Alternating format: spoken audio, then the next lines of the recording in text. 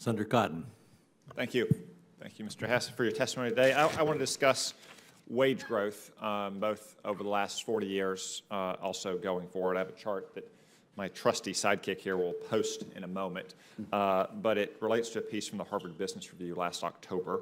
It's found that since the 1970s, wage gains have primarily accrued to the top earners, the richest and those with the highest levels of education in our country, while wages for the bottom half have been stagnant and declining.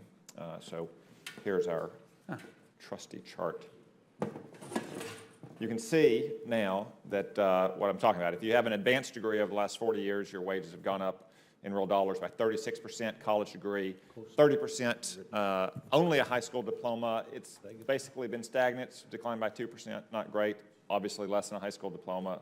It's been catastrophically bad, declined by 17%. I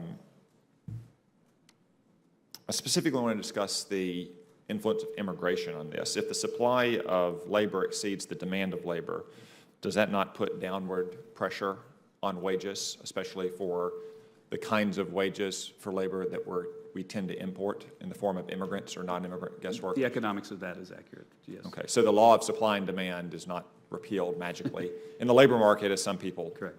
in Congress seem to imply. Today we have about a million new immigrants enter our country with a green card. The vast majority of those come not through employment or education based, but through family reunification, mostly extended family reunification and other programs. It's one reason why the vast majority are unskilled and low skilled. To what extent do you think the fact that the vast majority of our immigrants in this country are unskilled and low skilled has helped explain what you see on the chart here? That we're bringing in people with immigrants who have less than a high school degree or high school degree as opposed to immigrants that have Stanford Business School and MIT PhDs. It's certainly a factor, Senator, and there's a literature on this that I'd be happy to, in written correspondence with you, review. George Borjas at Harvard University has studied the impact of immigration on low-skilled wages and found pretty big negative effects. There's some other papers that argue with this methodology and so on. Yeah, so what do you think about, I tend to admire Professor Borjas's work, and I think he's done a good job of correcting a lot of the record on somewhat what I would consider less rigorous academic research. What do you think of Professor Borjas's work in this area? He's a great economist, but all work should be subject to careful scrutiny, and I would have to get back to you about the criticisms of that work.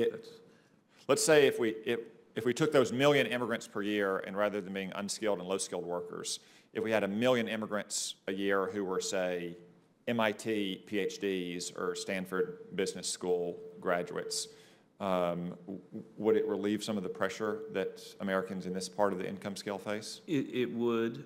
It would also add to economic growth, and the capital formation from the tax bill, though, should very much help that minus 17% number as well.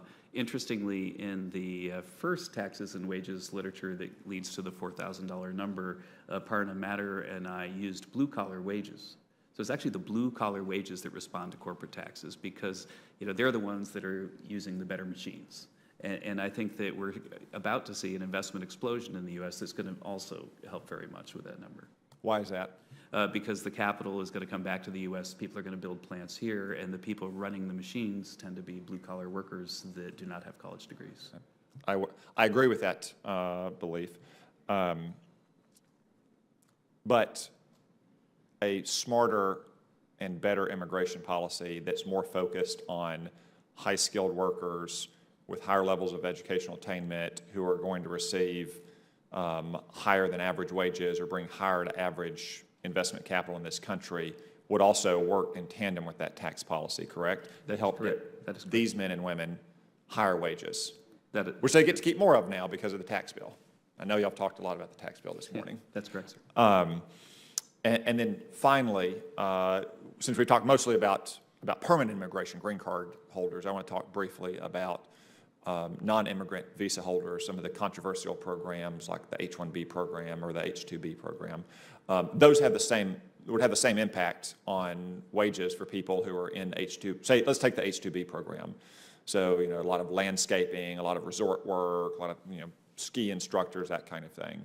Again, if you're importing more of those workers, it's going to put downward pressure on the wages for that kind of work, correct? That is correct, yes.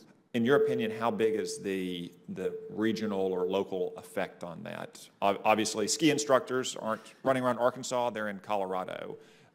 And resort workers tend to be in places on the coast or the Great Lakes, the Rocky Mountains. How big an impact is the regional effect on those wages? The regional effect can be enormous, especially close to an unsecure border, but also because of the variation in the tightness of labor markets. The last I checked, for example, in Colorado, there's about half an unemployed worker per job listing.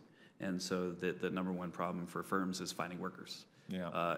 But there are other places where that's not true. So that's one reason why we have so many H-2B workers in places like ski resorts in Colorado or beach resorts in North Carolina or Florida, what have you. That's one reason why when you go there, you hear and meet so many people from Eastern European countries like Poland and Czechia and Slovakia and Austria and so forth who come and hand out towels as lifeguards in the summer or work in the ski lifts in the wintertime. Those people could also come in from Izard County or Jefferson County, Arkansas, couldn't they? In principle. Okay. But one of the things that's been a puzzle to us as we study the current job market is that mobility from places that need jobs to places that have jobs is very, very low right now. And I think that might be related to variation in real estate prices and a number of other factors. I know a bunch of 18-year-olds in Arkansas who would love to hand out towels at Palm Beach in the wintertime. Yeah, it looks pretty good today as well with all the snow outside. Okay, thank you, Mr. Hassett. Thank you, Senator.